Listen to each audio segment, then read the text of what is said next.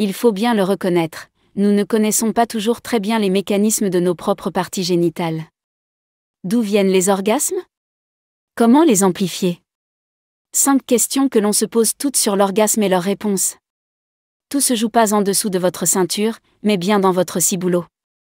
L'orgasme délivre de l'ocytocine et de la prolactine, 2 substances qui provoquent une profonde sensation de bien-être. Le plus souvent, l'orgasme résulte de la stimulation du clitoris, mais il peut aussi être vaginal. Pour le reconnaître, sachez qu'il varie en intensité, mais vous ressentirez toujours une excitation qui monte de manière crescendo avant un sentiment de détente qui se diffuse dans tout votre corps. Généralement, votre peau rougit et la respiration s'accélère. Et précisons-le, l'orgasme n'est pas toujours accompagné d'une salve de cris.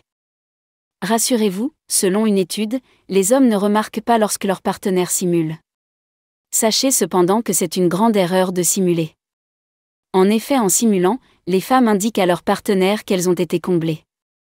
Selon les experts, la clé pour résoudre ce genre de problème est la communication.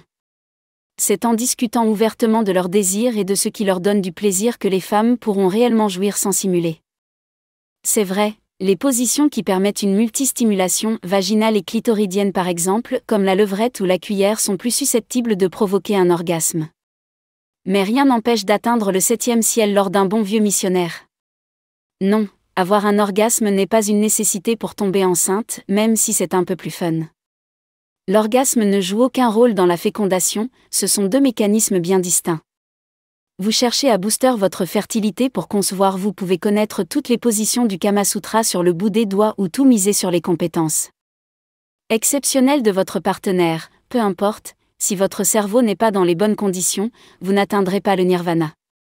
Le stress et les complexes influencent notre plaisir, à l'instar du manque d'activité physique. Le sexe passe aussi par l'assiette. Évitez de fumer et de boire.